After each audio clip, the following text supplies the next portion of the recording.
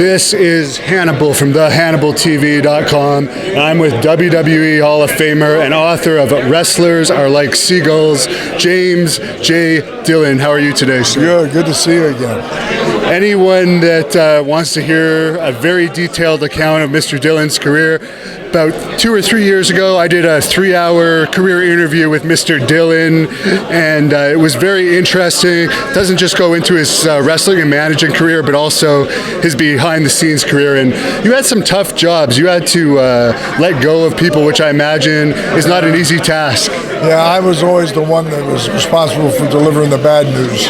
Anybody can deliver the good news, but I survived in an industry that can be tough at times, but where I had to deliver bad news and I had to let people know that their contract was going to, run out and not be renewed. I always did it with the thought in mind that I had walked a mile in his shoes, and so I understand how. And you have to know everybody's different too, but know how to approach him, and and if you do it in a caring way and it doesn't become personal, most guys understand that they may not like it, but it's business, and it's a lot of it's showing respect to the other person, and I've just been very fortunate that that's why I've had longevity in the business. And you've worked in the offices of all the top companies, WWE, WCW, NWA. Speaking from that standpoint, what's AEW going to need to do to be successful? It's time. I think enough time has passed that there is now an opportunity for somebody with a fresh approach, and the WWE can't hire everybody, so there is good talent out there, and I have a very soft spot for Cody because I was very close to Dusty, and I watched the boys grow up, and Michelle, their mother, is a wonderful human being, and so if there's anything that I could do to help him, I want to, because of the tremendous respect that I had for Dusty, who a lot of the opportunities that bear fruit for me were because of that relationship I had with Dusty, and I never took it for granted. He did a lot for me, and I worked as hard as I could for him. So I'd like to see Cody succeed. What's the most important key to their success going to be, do you think? I think it's being honest and prepare. You have to have all the elements. You have to have TV. You have to have some established talent.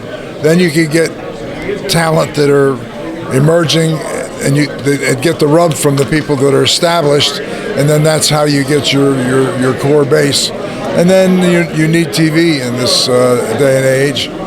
And I just think that Cody grew up in the business. He was somebody that was around the American dream, saw the charisma that Dusty had and how he was accepted in the business, and so he's had all the tools in his toolbox, and he just now has to go through them and make smart decisions, and I just have a feeling he's going to do well, and I would like to help him in any way I could. Now, this is a bit of a comical question. I know Marty won't mind, but is he the guy you've hired and fired the most times over the years? Oh, I like to say I don't think I ever fired anybody. Well, release. It's not a pleasant thing to do, and we're all human beings. We all make mistakes, and sometimes people make personal decisions that really determine their own fate in any particular time, in any particular situation. And when you're working for a major company, and guys make mistakes, they have to be held accountable. And a company that's a large, successful company, has sponsors, they can't jeopardize that whole thing by turning a blind eye to somebody who just makes bad personal decisions. And sometimes, as hard as it is, and you care about people, to have to tell them that they need to move on because it didn't work out, but that's life. Well, thank you very much for your time. I'm a big fan of yours and all your accomplishments. And to close this off, do you want to tell us where we can follow you on social media? I know you don't have a podcast anymore. No, I'm anything electronic with computers and social media. I'm not on Facebook. At least I don't think I am.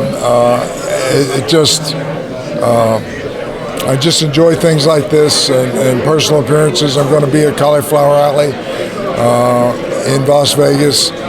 Tony Villano, that started the Professional Wrestling Hall of Fame and Museum, is being honored at Cauliflower Alley Club, and this is richly deserved. And he said he would only go if I would go and introduce him. So I'm looking forward to be there because he was a boxing guy, and he learned to open his heart and love wrestling too because he met some quality people. So Haku's being honored there too with the Haku Barbarian. and Barbarian, yes, two wonderful friends, and again, two guys that paid their dues and a great credit to the business. And probably two of the guys you'd never want to mess with. Never want to mess with. I always said that if life depended on it and I was in a foxhole and I had to have room for one person next to me, and Haku would be the man. And one more time, Wrestlers Like Seagulls. I read this in about 2 or 3 days. I'll put the link to Amazon to buy it right in the description of this video. It's a great book. It's a story of a 16-year-old kid that fell in love with professional wrestling when he discovered it, had a dream that maybe someday he could do it, and only in America, if you are willing to work hard enough and try hard enough and avoid the disappointment of when times don't always go well, if you persevere and love it long enough and work hard enough, you can be a success, and I'm living proof of that. And the other thing about the book, because my career was so expansive, starting as a kid with a fan club at 16 on up to working at the executive level once I was in the industry, as well as my active wrestling career, if you were going to teach a class in college, this would be an ideal textbook as to how professional wrestling, what the history is and how it's structured. Well, thank you very much, and I hope you have a safe trip back. Thank you. Enjoyed your talk.